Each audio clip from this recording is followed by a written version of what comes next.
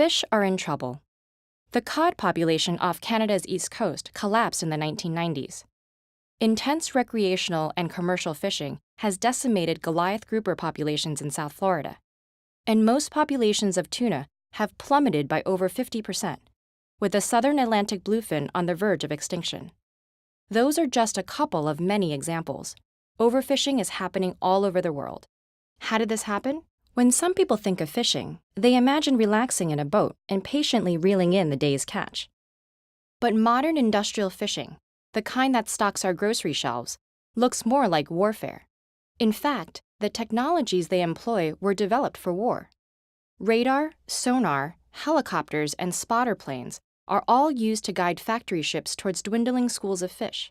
Long lines with hundreds of hooks or huge nets round up massive amounts of fish, along with other species like seabirds, turtles, and dolphins.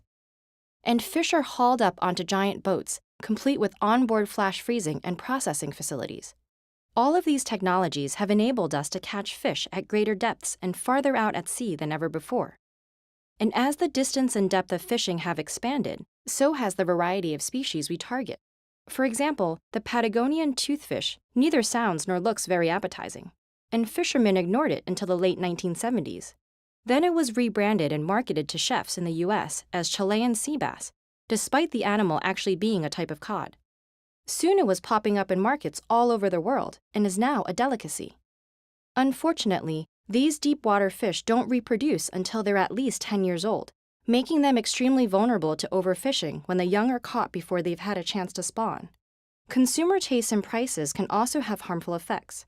For example, shark fin soup is considered such a delicacy in China and Vietnam that the fin has become the most profitable part of the shark. This leads many fishermen to fill their boats with fins, leaving millions of dead sharks behind. The problems aren't unique to toothfish and sharks. Almost 31% of the world's fish populations are overfished, and another 58% are fished at the maximum sustainable level.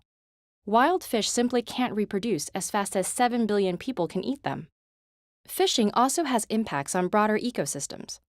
Wild shrimp are typically caught by dragging nets the size of a football field along the ocean bottom, disrupting or destroying seafloor habitats. The catch is often as little as 5% shrimp. The rest is bycatch, unwanted animals that are thrown back dead. And coastal shrimp farming isn't much better. Mangroves are bulldozed to make room for shrimp farms, robbing coastal communities of storm protection and natural water filtration, and depriving fish of key nursery habitats. So what does it look like to give fish a break and let them recover? Protection can take many forms. In national waters, governments can set limits about how, when, where, and how much fishing occurs, with restrictions on certain boats and equipment. Harmful practices such as bottom trawling can be banned altogether. And we can establish marine reserves closed to all fishing to help ecosystems restore themselves. There's also a role for consumer awareness and boycotts to reduce wasteful practices like shark finning and push fishing industries towards more sustainable practices. Past interventions have successfully helped depleted fish populations recover. There are many solutions. The best approach for each fishery must be considered based on science, respect for the local communities that rely on the ocean, and for fish as wild animals. And then the rules must be enforced. International collaboration is often needed too, because fish don't care about our borders. We need to end overfishing. Ecosystems, food security, jobs, economies, and coastal cultures all depend on it.